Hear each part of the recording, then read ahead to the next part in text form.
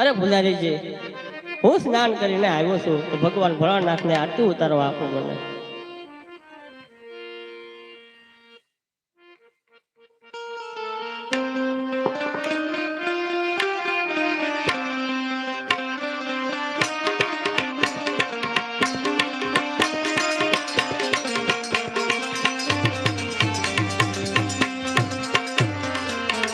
ओम जय भोला शंकर, प्रभु जय भोला शंकर.